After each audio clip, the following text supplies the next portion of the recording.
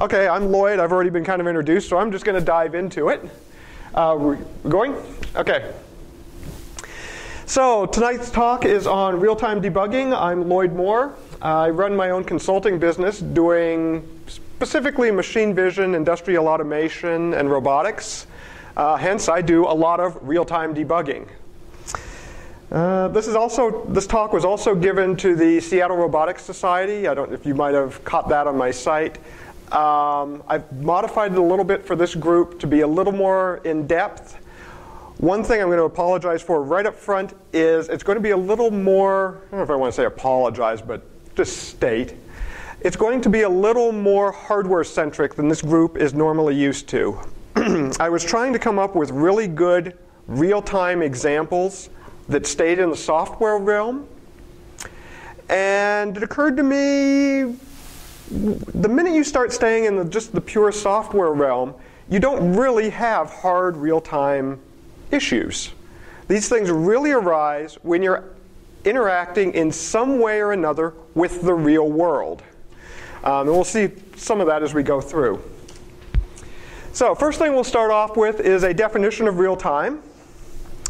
And then we'll look at a couple of the mechanisms people tend to use when they're debugging, breakpoints and Printf. And we'll investigate why these don't work for real-time debugging. Or why they don't work, let me rephrase that, why they don't work in general for real-time debugging. They do work occasionally, and they're still very good tools. They just don't work all the time. From there, we'll start looking at other techniques and trade-offs that you can make when the standard debugging tools don't work. So memory buffers, that's usually the next thing people think of. They have some limitations. And then we'll start getting into some more hardware-based debugging techniques, where even if you're working in software, these can still be very, very helpful. So first, let's define real-time. And I want to do this for a couple reasons. The primary one is everybody I talk to has a different definition of real-time. The definitions up here are ones I've found that work very well for this discussion. I'm going to go ahead and say they're my definitions, meaning not that I invented them per se, but meaning I don't expect everybody to agree with them per se, but they're just what we're going to use for this talk. Basically, any definition of real time refers to a condition where the answer is wrong if it's late. Okay? That's really kind of the fundamental concept we're getting at when we say real time. It's the answer is somehow dependent on the time at which it's presented. So soft real time, or what I'm going to call soft real time for this talk, refers to a condition where you have some type of guarantee that your code or your event or whatever you're concerned about will happen within a bounded time. Okay, this is what most real-time operating systems give you, is a soft real-time guarantee. You have a maximum latency, and your interrupt handler, your event call, whatever it happens to be, will happen within a fixed bounded amount of time. It will not happen past that time. That's your guarantee. Hard real-time expands on that, or tightens it up, depending on your point of view, to not just say, it's not going to just happen within this bounded time, but it's also going to happen within usually a tighter bounded time, so it's smaller, and with some jitter requirements.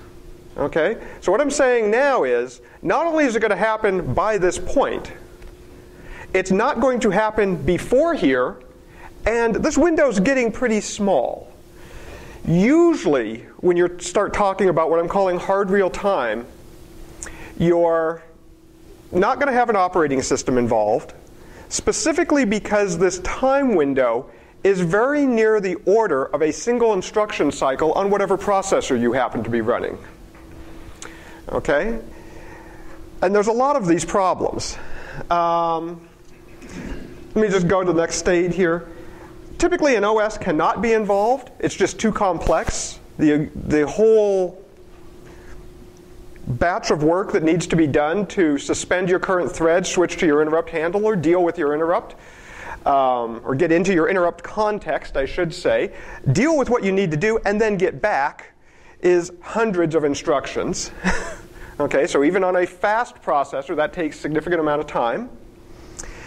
And generally, you typically end up using a small microcontroller, and sometimes that even has too much latency or jitter involved in it. So in some cases, hard real-time problems do not even involve a microprocessor. Okay? Let me just do a real quick little video of this. Whoops. Yeah. So this is a hard real-time problem. How many people in here drink coffee? Okay. Do you know where your coffee beans come from? Okay, so I did a project years and years ago with a group in Costa Rica. Anybody who knows me, I talk about this all the time because I had fun on it. But what this is a coffee sorting system. You'll see the coffee falling down from the top. It falls through a color analyzer, and then it's hit with a jet of air to reject the defect beans.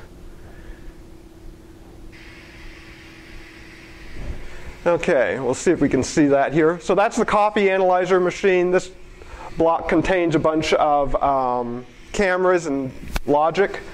You can't see it super well up there, but you can see the coffee falling down at the top. And we'll take a look over here at the, that's a nice little shot of the control panel. That's a PC running Windows and buried in it, but this is the interesting part. That's coffee in free fall. The hard real-time problem is target one of those with a jet of air and kick it out of the stream without disturbing anything else. Okay, and oops. Okay. No. Okay, and just to make the problem a little harder, just to kind of frame your mind here, it's not enough to just hit the coffee bean. You have to hit the coffee bean in the center. If you hit it off center, like at the top or the bottom, you'll just make it spin. You won't kick it out of the stream. So in this particular case, you can't fire that thing too early, and you can't fire that thing too late. You have to fire it just right. It turns out there's a few other things that fall into this category. If you're working with cell phones or anything where you've got like a time domain or a time-sliced radio transmission or broadcast standard or protocol, you end up with the same type of thing. You have to do things at exactly the right time. That's a fundamental basis for what I'm going to call hard real-time. So, summarizing this, real-time problems are fundamentally different from other problems because the answer was typically correct at some point in time, just not this point in time. And that's what makes real-time unique. So, why don't breakpoints work? Or why don't breakpoints work very well? Well, breakpoints stop the thread of the process in which they're contained. Okay? Generally, the only guarantee you get is that the thread containing the breakpoint gets stopped. Other threads may continue. Okay? If you have a multiprocessor system, threads running on other processors will definitely continue for a little while after your main one stops. Now, even if you do get all your threads stopped, they're not going to stop at the same time. Okay? Does everybody kind of see how that's going to follow? Somewhere you're going to stop a thread, and the scheduler is going to say, oh, gee, I'm stopped. Don't schedule any more threads. Oh, by the way, Mr. Coprocessor, you stop. Oh, no, wait, you got to wait till your thread's done. Now you can stop schedule. Okay. It's a whole long chain of things, and your coffee bean is gone by the time that happens. Even if you do get everything stopped, other aspects of the system being debugged are typically not stopped. And this is almost a complete guarantee. Any hardware that you have generating interrupts, timers, sound processors, disk I/O, things like that, they're still kicking off interrupts. Those don't stop. Real-time clocks. Other processes which may be communicating over some pipe, they're going to continue spitting data because they're on some other thing that's not stopped. any other processors in the system. The root of the problem ends up is that part of your system that you're debugging stops. Part of the system you're debugging does not stop. Okay. Any guarantee of real time is now done, because you don't even have the same concept of time anymore across multiple processors or multiple subsystems. You now also end up with an inconsistent state of your entire system. Some things continued going, some things stopped. This is usually bad. Sorry, this is a bit of an eye chart. Things that usually happen to you. You're going to end up with buffer overflows or underflows. Okay? Things are just going to fill up. Something is going to keep spitting data. There's nothing there to take it. Interrupts get missed and DMA gets corrupted. Timeout values expire. You don't even know you had a timeout because you were stopped when the real-time clock moved past you. That's what happens inside the machine. If you have multiple machines or multiple processors involved, then you run into some more interesting issues. And these are a little bit different. Any type of communication port will typically overflow if you're sending any type of stream of data. Okay? Because one thing continues sending data, and the other thing's not taking it out of the buffer. Okay? And you may have a protocol that goes back and forth, and it's not going to get the acknowledge and so forth. It's better. Upstream data sources time out waiting for responses. Downstream data sinks. They may enter unexpected conditions. Here's the important thing when you've got between machine or between processor issues. If you put a breakpoint in and you run across one of these things, these are generally good test cases. Find them and fix them, because these will happen in real life. Okay? So, if you're debugging and you hit some of these types of issues, you need to fix those too. Okay, because your machine crashes, whatever, it just leads to a more stable system. If you work in robotics and such like I do, you run into some bigger problems. Okay, buffer overflows everybody thinks is a big problem. The minute you get a motor involved, you've got a bigger problem. Okay? And yes, this has happened. You hit the breakpoint, your motor was on, and it continues to stay on. Your robot now runs off the table, or worse, through a wall. I've had them off the table. I haven't put a robot through a wall yet, but I have seen it happen. Processes, one that I will admit to, the coffee bean sorter. We hit a breakpoint, and it closed the gate, and all the coffee went flying everywhere. That was okay. We were in a lab, but you know, these things happen. You end up starting to get real-world manifestations of your breakpoint problem. These can get dangerous. If you have a heater involved, sometimes you're controlling a thermal process. If you turn off the thing or stop the thing that's monitoring the heater, guess what the heater tends to do? Continues heating. Okay? Everybody's seen fire? Yeah, this is what happens. I'm going to make the same point.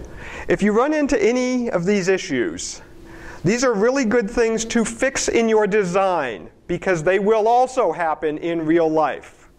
So in this case, the problem that sticking a breakpoint in is causing for you is just simply exposing something you need to go fix in your design.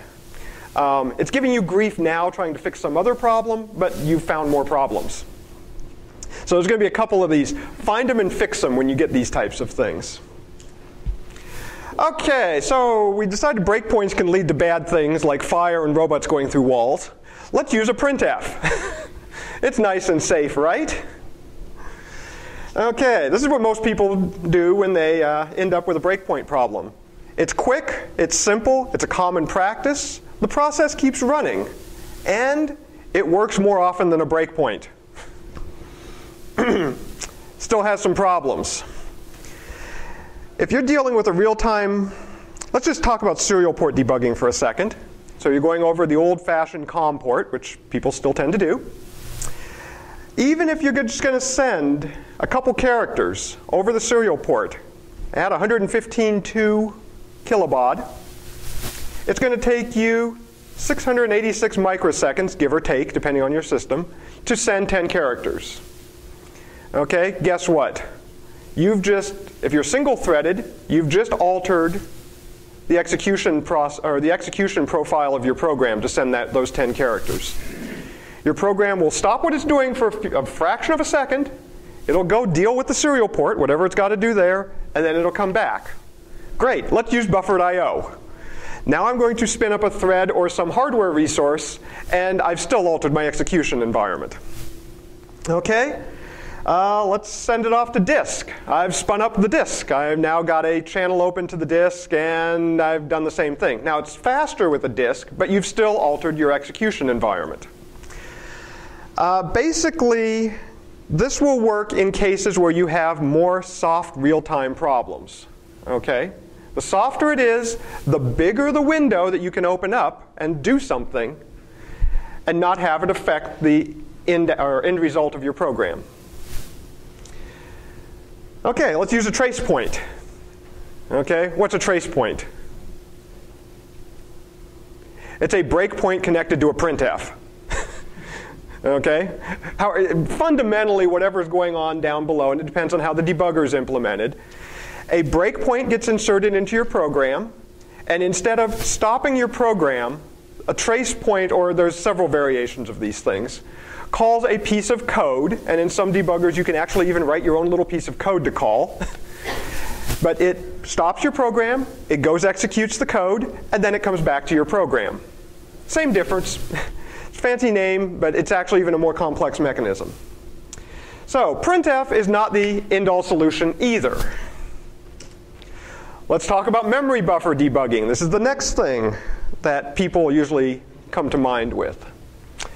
So how many people are familiar with memory buffer debugging? Okay, I'll hit it real quick. Basically what you do in a memory buffer is instead of sending your debugging spew to some I/O device, console, disk, etc., you send it to a fixed region of memory. Okay? What's the advantage of this? It's fast. It's considerably faster because it's memory. You're on the same order of execution as generally everything else that's kind of happening in your program. If you set it up right, you could probably even keep it in one of your caches that are close to the processor to make it really fast. So the advantage, it's much faster.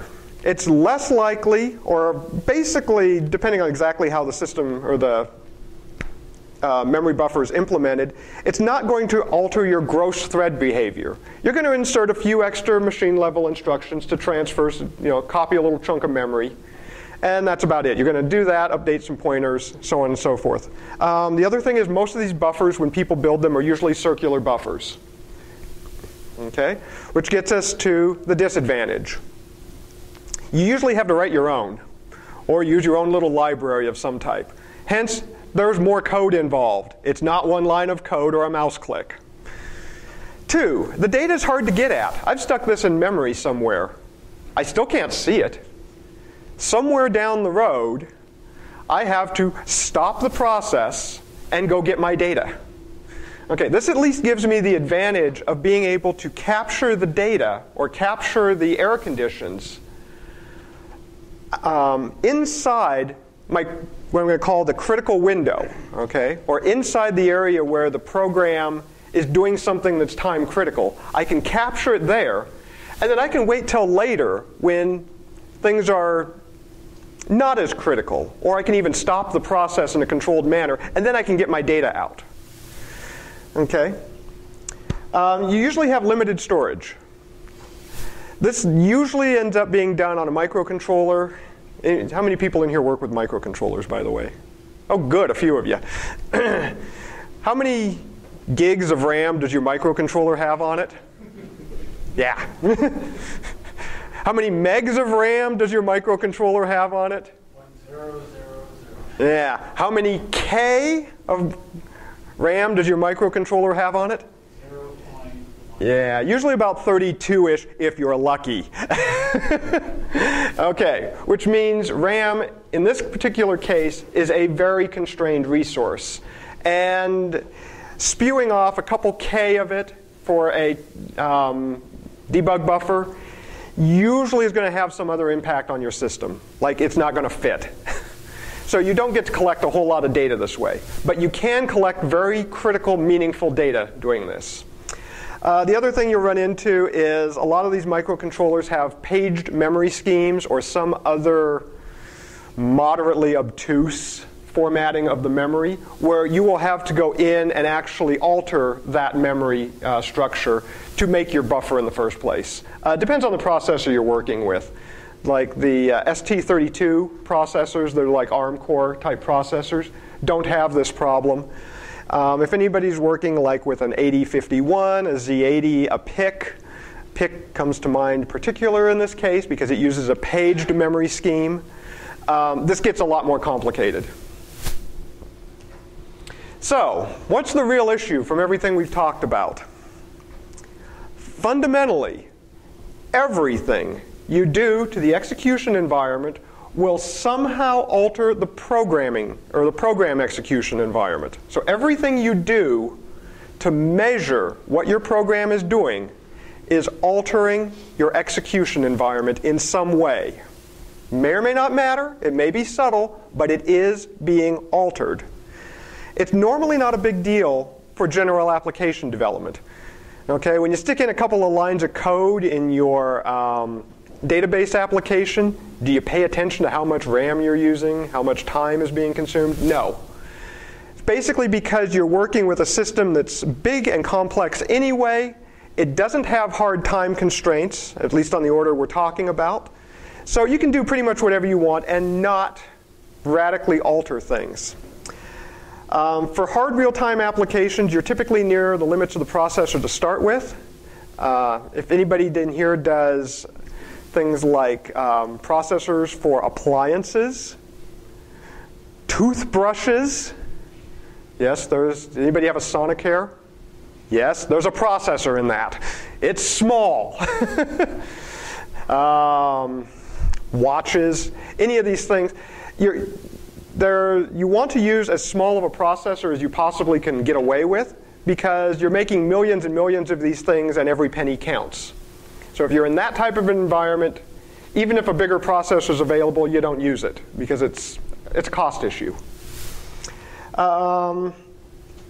Race conditions are also extremely sensitive to timing changes. So if you change the execution of one thread of the program, that may affect other threads. It may affect which processor that thread gets scheduled onto. So your processor affinity can change. Okay? That actually ends up it's the butterfly effect. You made a very small change here. It caused a cascade of things to happen that result in a very large change by comparison. Okay, so I'm going to call this thing the Heisenberg uncertainty principle for software. You measured it, you altered it. End of discussion. Now, given that we alter anything that we measure, now let's figure out how to deal with this. Okay? This is really the crux of dealing with real-time issues. So, getting around the hoops. What you need to do, fundamentally, is somehow add resources that are not part of the system you're debugging, at least as you intend to use it in production. Okay? You're going to add something else that's not going to be affected and use that for your debugging. Yes, these resources are each going to have their own impact on the system. You're still going to measure, or you're still going to alter your execution environment by measuring it. Okay? Everybody knows what the real Heisenberg uncertainty principle is? Yeah. We're not going to violate physics, I'm sorry. Not that good. Okay, but what you're going to do is we're going to start setting things up in a manner where the alterations to the execution environment are small and trivial compared to the environment that you're actually working with, or the environment that you're going to be working with in the end and trying to debug. Okay. Furthermore, from here on out, if you see any types of issues by these alterations, so we're going to be talking about putting things on wires and using oscilloscopes and logic analyzers and things like that. If you start seeing problems while you're doing this, this is a really good signal that your design is marginal at the electrical level, and guess what that means? You got another problem. Go fix it. Because if you're developing a system and you're seeing these type of problems, production variations will introduce the same problems. Okay? Basically, your design is not compliant enough or doesn't have wide enough margins to be really stable when you're going to mass produce it. So, if you see problems here, that's another thing you just have to go fix. First technique, and this is for some of the older people in the room, which now I kind of include myself in, unfortunately. How many people have ever used an InCircuit emulator? Okay, yeah. These used to be pretty popular back in the day, and by back in the day I mean about 20 years ago. I say that with a yeah, okay. They were expensive, and what they did is you had a whole separate box of hardware. Okay, and you can see that here. It's a whole separate box of hardware. It's its own little computer, and a thing that was typically called a pod, which is this thing, connected by a big fat ribbon cable. What you did is you took your processor out of the system, stuck it in the pod, and then stuck your pod in the socket for the processor. So what you've done is you've lifted your processor out, you stuck something in between, and you put it all back together. This thing you stuck in between makes electrical connections to the processor, and it monitors every signal going in and out of that processor. So your address bus, your data bus, your status signals, all of this stuff are monitored. Okay, how does this solve your uncertainty problem? I've now just inserted something that can basically monitor and capture everything going on in my system without changing my code, without changing my execution environment. Okay? I have changed various electrical characteristics on those pins. Okay? Signals may propagate a little bit slower in the electrical realm. I've added inductance. I may have added resistance. Anybody that's an electrical engineer, I've added a whole heck of a lot of electrical noise. These things are not without their own problems, but they do get you around the problems we've talked about so far. Most of these also had what's called a trace buffer. Okay, this allows you, basically what a trace buffer is a big honking memory that stores every signal that went in and out of that processor on every clock cycle for a short period of time. This means you can actually go back in time and debug. So if something happened, your system crashes, right? You could actually detect that crash in some cases, lock your trace buffer, and go back and look at the couple milliseconds that happened before that crash. This is something you can't do with modern, general debugging. Although some people claim that some people have come up with some interesting ways to emulate this. Okay, advantages. This really is true real-time debugging, at least for microcontrollers. Okay, your processor runs at full speed. You're not taking any resources from the processor. You're not changing its instructions. In most cases, and I say most in qualified, there are some exceptions to this, there's no impact on your executing program. You can read out data in real time while the program is running into your trace buffer. Disadvantages. These things are can be very expensive. They usually start about $1,000. They go up to at least $20,000. That's why not everybody had one on their desk. A lot of times they also require a special bond-out chip. And what that is that there's signals hidden inside the processor that are needed to know what the processor is doing. So the way they dealt with this is instead of taking your processor out of the pod or out of the board and putting it into the pod, they made a special chip that had extra pins on it, and that was in your pod. Yes, and you don't want to burn one of those out. The other problem, this is not usable for high-speed processors. And by high speed, I mean anything over 10 to 20 megahertz on the bus. Simply, by the time you get to that speed, the signal integrity going over short distance wires onto your pod becomes corrupted. You can't go through sockets, and you end up injecting more noise and more signal losses than you can tolerate at that frequency. Oftentimes, the physical connection is problematic or impossible. These pods can be very big. You're trying to stick them into a small board. That's a problem. These really aren't used all that often today, but they are still available. Anybody uses a PIC? They've got a very nice one for the PICs these days. So what did they come up with next? On-chip debugging. They said, well, this thing's big, expensive, and a pain in the butt to connect. Let's move it all onto the die. Basically, that's exactly what they did, to some degree. It's about an 80% solution. All your processors today have hardware breakpoints. Okay? That's in a special debug module. You sometimes get a trace buffer. It's going to be small, but that's all you got in the first place. Sometimes you get watch points. It really depends on the processor. Again, this has no impact on the running program if you're using the debug module.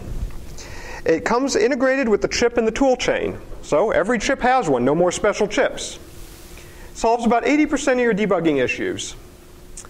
You may also get serial wire debugging output. In other words, this is a hardware line coming out that's very much like a Printf. You can hook up a special little debugger to it and just stream data out of the processor.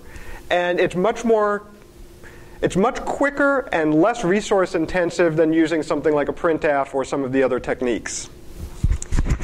Disadvantages. Still, most of them don't have a whole lot of support for real-time debugging issues. Your trace buffer, if it's present, is small. Your serial wire debugging, if it's present, is usually limited to about 1 megabaud. Yeah, sorry about this going down to the bottom here. I can't adjust the projector.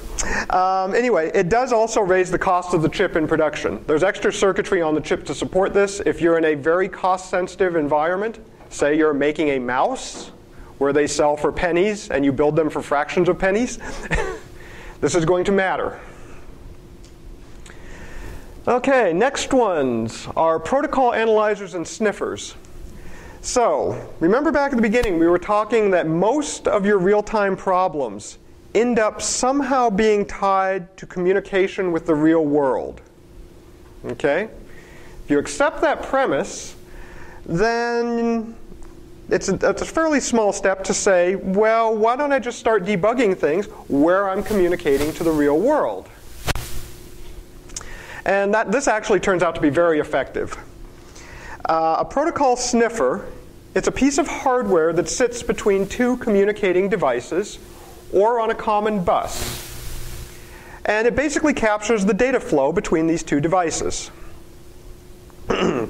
So the example most of us are probably familiar with is a network, right? I've got a computer, I've got another computer, this is my client, this is my server, and they're talking to each other. They're talking back and forth over a network. Well, why don't I just monitor those packets going back and forth on that network, and I can see not only what's happening, but I can see what time these things are happening at. Okay? This is exactly what Wireshark does. Wireshark is a free program. It's open source. You can just go download it, start using it. It's your extra hardware in this case is an additional PC and basically a hub that has port mirroring, depending on your network, so you can tap in electrically.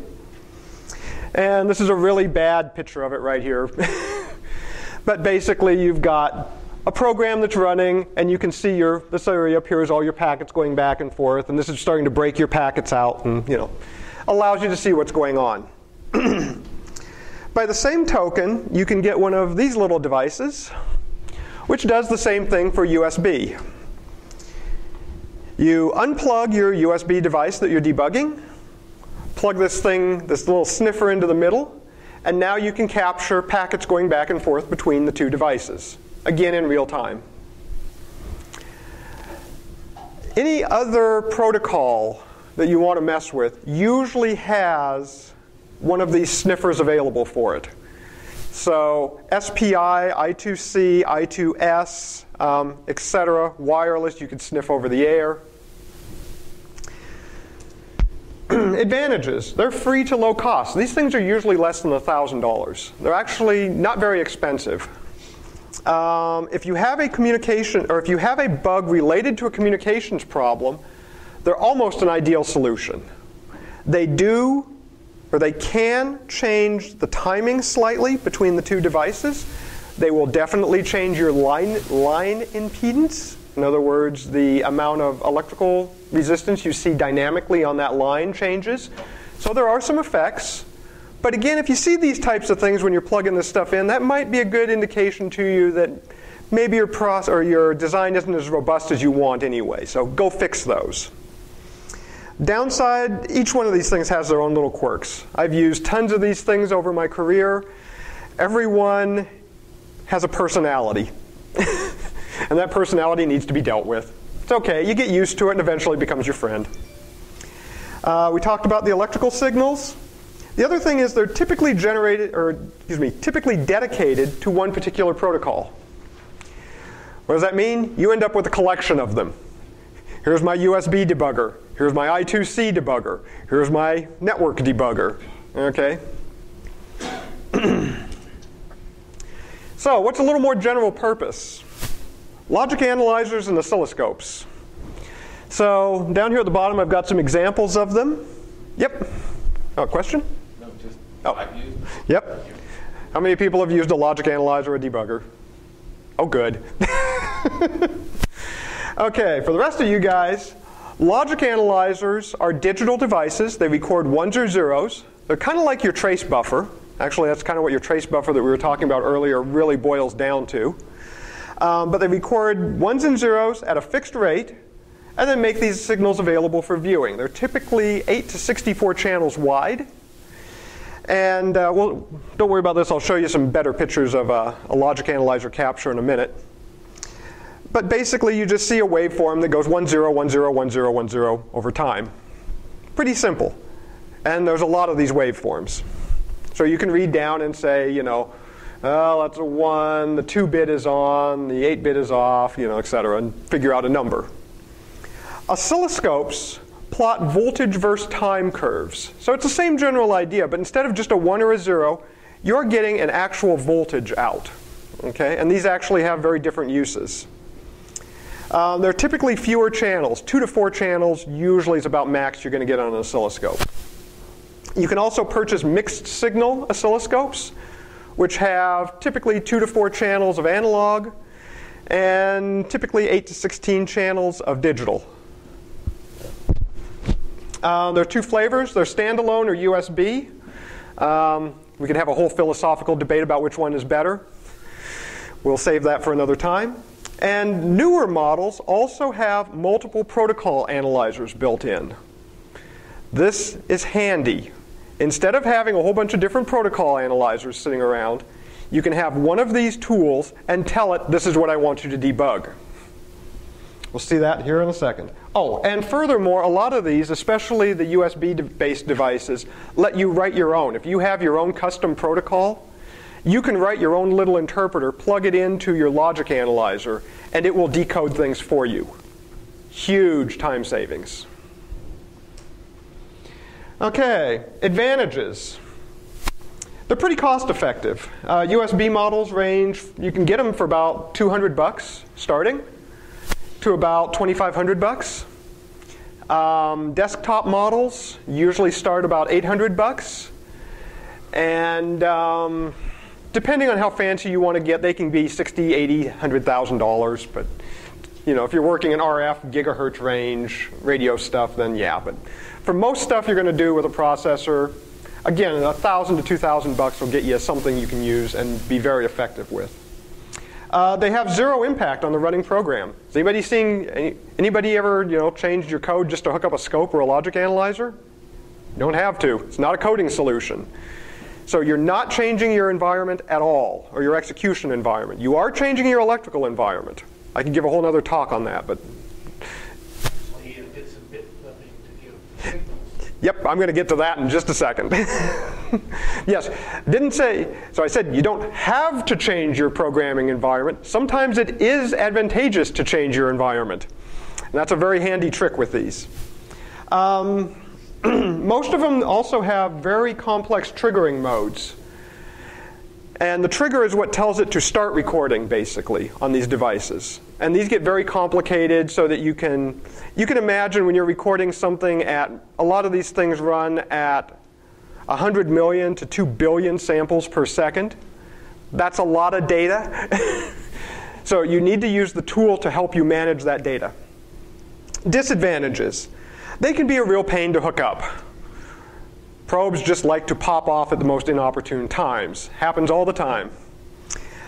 They can be complicated to use and trigger properly. My recommendation is if you're going to go with a scope or a logic analyzer, if you can, pick one and learn it.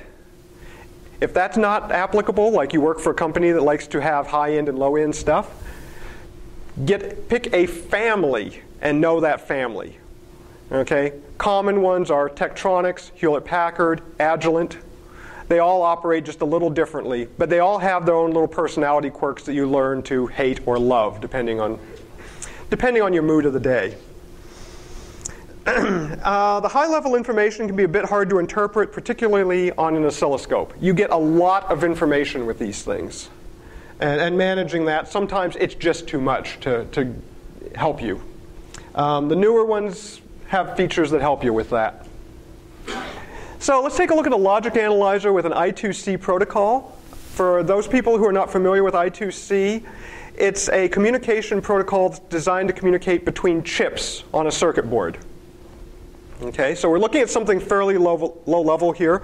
This is actually a capture from a project I was working on. The two chips were a microprocessor and a little video camera. I'm sending control signals back and forth between these two. This is a USB-based analyzer, so it plugs into my PC, which makes it very easy to capture this stuff. And so at the top up here, you can see the little signals going up and down, and that's the serial data being clocked out. The bottom two lines right here are an interpretation of that data. Okay, this is the logic analyzer going in and decoding those little waveforms that are kind of hard to read and give you eye strain.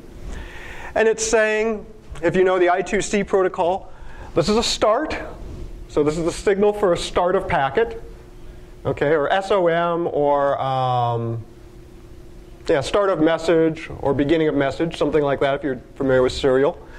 This is the actual data packet itself. It's zeros. And then you see there's an N, or you may or may not be able to see, but there's an N in this last little thing. That's a knack. That's basically the camera telling me, nope, not going to do it. This was my bug. Turns out that this was a software bug. It wasn't very easy to see in the code at all. As a matter of fact, I never would have found this in the code had I been looking there. But the minute I put it on this, I've got an N sitting right there. That should be an ACK, not a knack. Took me about 3-4 minutes to hook the logic analyzer up, a couple minutes to program it, and there's my problem. Okay, this is the same thing on an oscilloscope. This is exactly the same waveform. What I want to point out here is, do you see these little curves at the start? That's the rise time of the signal. They're not square anymore. A lot of times when you're working with these types of things, especially when you start clocking things up. Yeah? They're not shown square. Okay, very good. Very good clarification. They're not shown as square anymore. They really look like this. The logic analyzer makes them look square. Okay. A lot of times your code, when you start getting into this level, the issue is really not software at all, it's electrical. And I've worked with teams, I won't say where, but they spent two entire team man-months, not just individual months, but 2 entire teams pointing the finger at each other saying, your code is broken, because it looked like a timing issue. And what was really going on, it was a USB device, I won't say what it was. We stuck it on a nice, very expensive $60,000 analyzer, looked at the electrical signals, and somebody had put 2 resistors in improperly. The electrical signals were screwed up such that The right information was being sent out. The wrong information was being received because the signals were not, the signal integrity was bad. This is very, very common with real-time issues because of the nature of things you're dealing with. Hence, they sell mixed signal oscilloscopes for this. Okay. That's generally the tools that you're going to use. Let's start talking about how to use these things. A lot of these real-time issues end up somehow being related to, at least indirectly, communications issues. Okay? If you're faced with a communication issue or an issue where you can monitor the communications, do so. Grab your protocol analyzer or your logic analyzer and just hook it up and go for it. This will solve a large variety of problems pretty straightforward. You can see what's in the packets going back and forth. You can see the time of those packets going back and forth. Okay? That's usually all you need to know to start tracing the issue down. Okay, if that doesn't get it for you, now we're going to do your bit twiddling. So if you're working on a microcontroller, this won't work on a PC. If you're debugging on a PC, this technique will not work. There's too much latency through the PCI bus and various other things. But if you're on a microcontroller, you can actually take one of the output bits on the microcontroller and typically with a single instruction, or maybe 2 assembly level instructions, flip that bit high and low. Okay. This sounds really silly, doesn't it? This can give you enormous amounts of information by flipping that bit high and low. First caveat, when you flip your bit high and low, do not put this in a subroutine. Okay? You're going to have a couple of instructions. Everybody tells you when you have a few instructions to do, put them in a subroutine. Do not do that here. Anyone want to guess what the reason is? Say again? PICs have a limited number of stack levels. Okay. That's one. PICs, yep, certain processors have limited stack levels, so you can overflow the stack, thus radically altering your execution environment. Delay is the big one, yeah. So if you put it in a subroutine, you're going to go into a subroutine, you may create a stack frame, you're altering all your registers, you're pushing stuff out to the stack, you're doing a whole bunch of stuff. All you want to do is set a bit. Okay? This is typically 1 or 2 assembly level instructions. So what do you get to learn when you set this bit? And just for general discussion, I'm going to assume you can set 2 bits. Okay? Let's just say you can set 2 bits. Since I can set 2 bits, I can learn which part of my program executed when. Use them just like a breakpoint. Okay? Instead of a breakpoint, I get to find out, did my program go through this path? If I get 2 of them, I can say, I get 2 paths basically. Did my program go through this path first or this path first? Or did my program go through this path and then what was the time delay between them? Now I'm getting down to real-time issues. I get to look at the real-time hard numbers of how my program is executing. I've tweaked it a little bit, but only by a couple instructions. Okay, let's just say I get 8 bits. Let's say I'm really good and I managed to save myself an entire port. I can now set values and debug information out over these lines pretty effectively. A lot of times writing an entire set of 8 bits is about as fast as writing 1 port, or writing 1 bit, excuse me. So I can get very hard, fairly detailed debugging information, and I can capture that in a logic analyzer and look at it just like a trace. Question? Nope? Okay.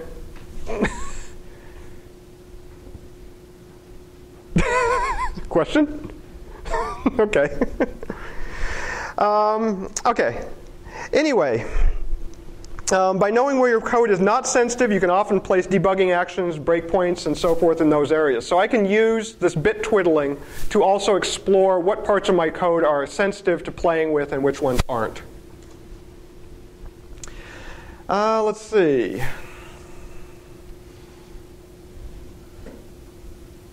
Okay. The first one's a duplicate. Tap in and monitor your communications link. The other thing you can do is check to see if the processor you're using has a debugging module built in. So this is more for the bigger Intel or AMD type processors. The debugging module in these things are very sophisticated, much more so than is brought out typically by things like Visual Studio. And it also ends up being somewhat chip dependent. So what you can do is go to your chip manufacturer, Intel or AMD, and see if they have a debugging module or a debugging program for your chip. That will give you access to all kinds of other little registers and toys and things you can play with. Sometimes it's usually tied in, like Intel makes a compiler package. That's going to have their advanced debugging suite in it as well. And then you usually have to tell it what flavor of chip. Is it a Pentium? Is it a Core 2? Is it a Haswell? Just exactly what am I dealing with here. Another trick you can do is place your debugging instrumentation after the critical window. Okay, once you decide this part of my program is critical, you can put a breakpoint or something after it. Okay, anybody know how particle physicists work? They take a couple of things and smash them together and then look at the debris to figure out what happened. That's what this technique is. Go ahead and let it screw up and look at the debris. That's basically the technique. Sometimes that can be effective. It's usually a good mental challenge. But it can be quite enlightening as to what your program is really doing. You also may be able to instrument or measure surrogate measurements. So a surrogate measurement is if I'm interested in A or I'm interested in this, I'm going to measure B or something that's affected by A. And these get creative. This is where you can really run the gambit of creativity. For those of us in the audience that are a little bit older, they used to use AM radios for this. You would set an AM radio next to your processor when you were running, and you would listen to the noise that was emitted by your program, and that correlated to activity in the program.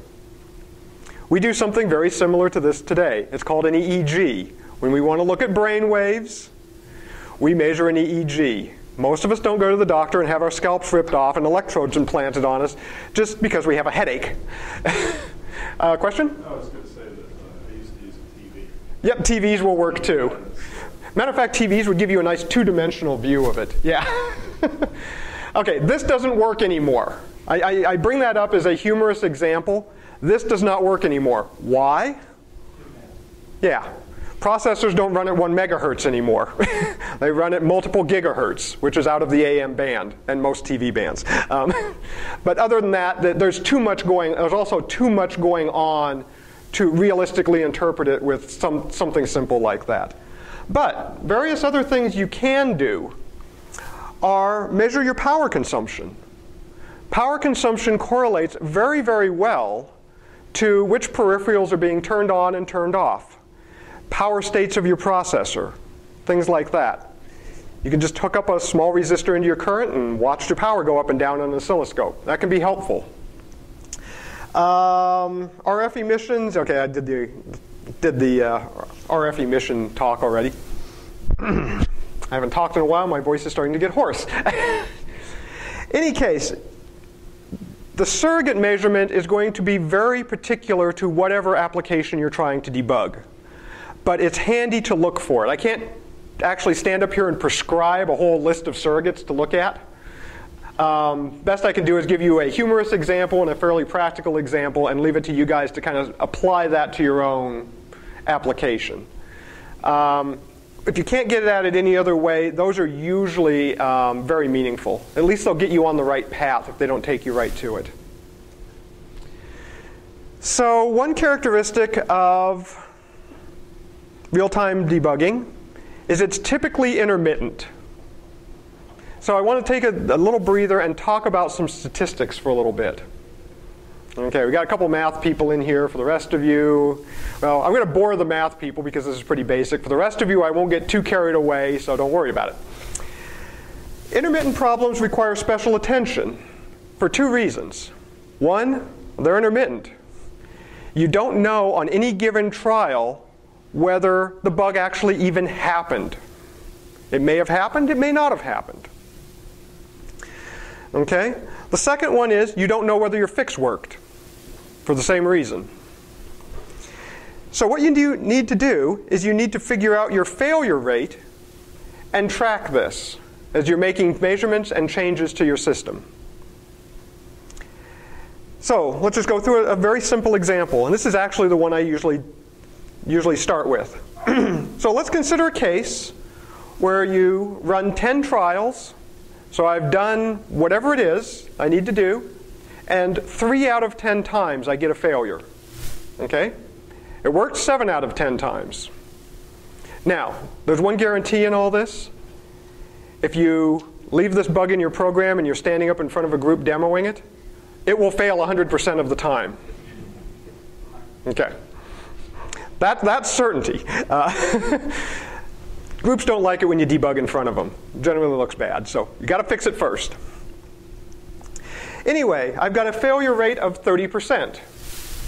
Okay? Fails 3 out of 10 times. What's my success rate? 70%. It's a compliment. 100% minus 30% is 70%. Okay, so now I made a fix.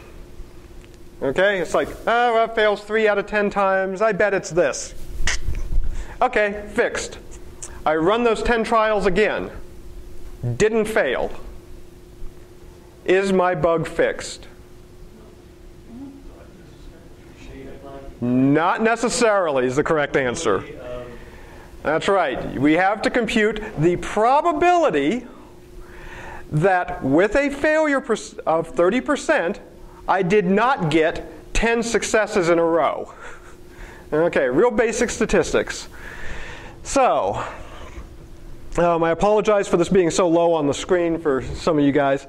My chance of success on any one trial is 70%, right? That's what I started with. So if I run this once, I've got a 70% chance of success. If I run it again, I've got a 70% chance of success. Okay? If I run it twice in a row, what's my probability that both of those are a success? 0.49. You just multiply them. If I run it 10 times in a row, what's my chance of success? That it happened by chance. I got 10 in a row that worked. Yeah, I know. I'm hoping somebody would go through the math in their head. No. Okay, basically it's 0.7 to the 10th power, or 0.028 or 2.8%. So here's the critical question. I know I had a bug because I've seen it. Okay? If I see a bug fail 30% of the time, that means you have a bug. That does not mean you just got unlucky this day and can go home and you'll be luckier tomorrow. I've seen that. Okay, I know I have a bug. I made a change. I did not see the bug. I did my math and it says, I've got a 2.8% chance I really didn't fix this bug. Here's the question. Is that good enough? Depends. Depends, exactly. If this is a piece of lab equipment that you're just doing for tests and it's going to stay in your lab under your supervision, move on. If you see the bug again, you know you didn't get it, and you're the only one that knows you didn't get it. If this is a medical device, like a pacemaker, might want to fix it. Okay, how do I decide if I've really fixed the bug? No statisticians allowed in the answering to this one. Or physicists. No.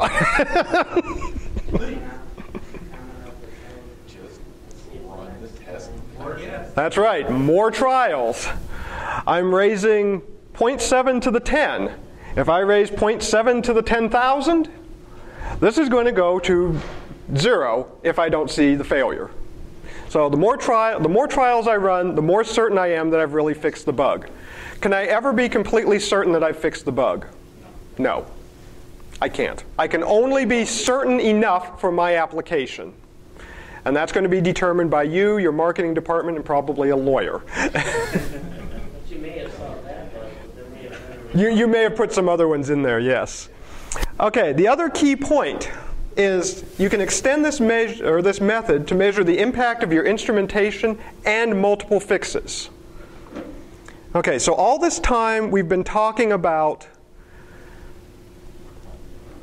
when I measure or I instrument my program, I alter my execution environment. Okay? The underlying theme there is this alteration critical to the execution of my program or critical to the nature of my bug? Did I change my execution environment in a way that substantially affects the bug I'm working on? This method will tell you that. Okay? Basically what you do is you run it 10 times before you do anything. I haven't touched it. I ran it 10 times, I get a 30% failure. Now I hook up my instrumentation, be it whatever it is. A breakpoint, a Printf, a bit twiddle, a scope. I don't care which one of these methods you use. I hook it up and I run it again. And I find I get a 30% failure rate. Did I change my bug? Probably not. There's some more math I don't want to get into that you can start doing to determine whether you really changed your execution environment in a meaningful manner. Bottom line is it all boils down to the more certain you want to be, run more tests. The rule of thumb I use here, I'll start by running 10. Okay? If I decide 10's not enough, I'll go to 100. By the time I make the jump from 10 to 100, I'm going to automate it. In most cases, by the time I've automated, going from 10 to 10,000 is not a big deal. So basically it's 10 or however many I need. At that point I just say, I'm not going to worry about I think it's the chi-square test and a couple other things. I'm not going to worry about that. I'm just going to automate it and get on with it. Those with a mathematical inclination may want to do the math. Okay, so we've kind of gone through this already, but just briefly, the general process is determine the specifics needed to repeat your problem. And you need to do these identically every time, otherwise your statistics are going to be corrupt. Determine the percentage of time the problem occurs, and maybe a confidence level. Add your instrumentation. Ensure you have not changed the result from step 2. If you have, then your instrumentation has altered your environment in a meaningful way. You need to go fix that first. Put in your proposed fix. Rerun step 2. Make sure now you have changed your result. And then you can interpret the results. Depending on what you could get basically one of 3 issues here. I didn't affect the problem, I fixed the problem, or I affected it in some partial way. It's the last one that concerns you. If you didn't fix the problem, back out your change, go do it again. It's wrong. If you did fix the problem, you're done. Go have some coffee. If you don't know which of those 2 it is because you've got some other weird answer, basically what I recommend is pull out the change you just put in and try again. Treat that just as if you did not fix the problem. In reality, you may have got part of the problem and not the whole thing. But if you start layering fixes upon fixes without measuring them individually, you will get interaction effects that really corrupt your life. You will introduce possibility of introducing more bugs, possibility of changing the nature of bugs, hiding it in various ways. Imagination goes wild. So the recommendation there is pull out the fix you just did, try something else, and then when you determine that I've got 2, and hopefully only 2, although it can get worse, fixes that seem to affect the problem, then do the combination as a separate trial. Okay? By doing that, you isolate things and you're not building up code that could be interjecting more bugs. Okay, best practices. We're getting close because so's my voice. Use the right tool for the job. None of these are hammers to be used for every problem. Every single problem is going to have a unique solution. So basically pick the right pick the right approach for the problem. If you have a hard real-time requirement, you're trying to hit that coffee bean, you're trying to hit that opening in your radio window, whatever it happens to be, design your solution to deal with that hard real-time requirement at design time. Okay, that may mean no OS somewhere in your system. That may mean no processor at all. Okay, so there's things called, for people who aren't hardware buffs, things called CPLDs and FPGAs. These are little gate arrays that let you actually program the logic straight into the array. They're about 10 times faster than the processor can be, because that's how you design a processor, is by starting with a gate array. So the code actually implements directly in logic arrays. It's very fast. It's about as hard real time as you can get. And if it's not, you kick up the clock speed until it is. Okay, design for test. Leave extra resources available in your design. Extra pins for bit twiddling. Modular design where your communication links are accessible and you can get at them with various tools.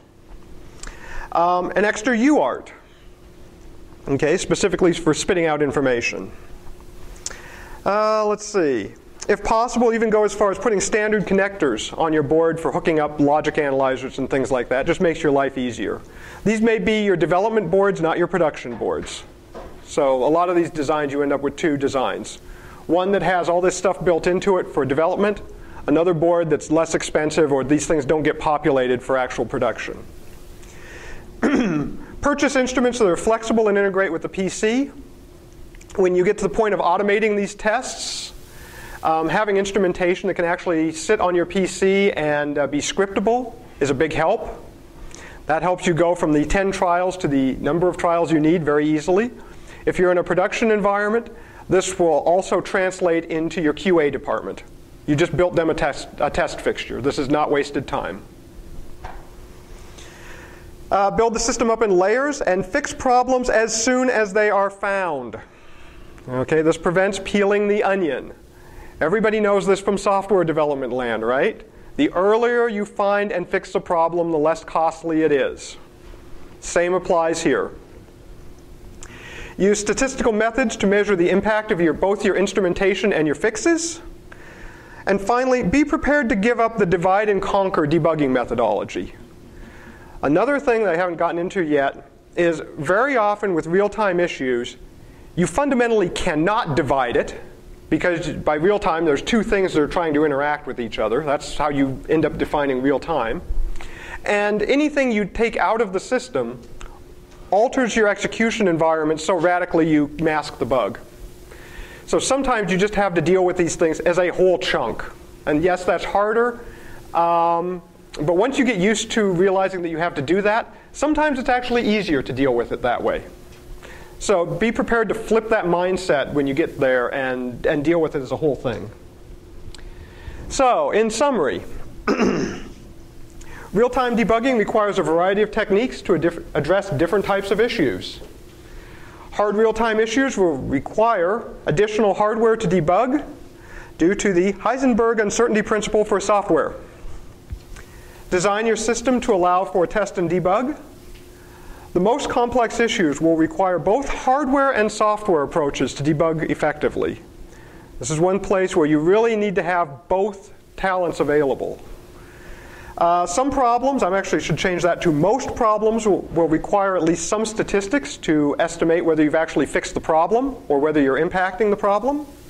And finally, every time you modify your software, be aware of the resources that are involved, how those resources are changing, and how that's going to impact your overall system. Even if you don't think it matters, it does. And questions? Is that it? Okay. Thank you.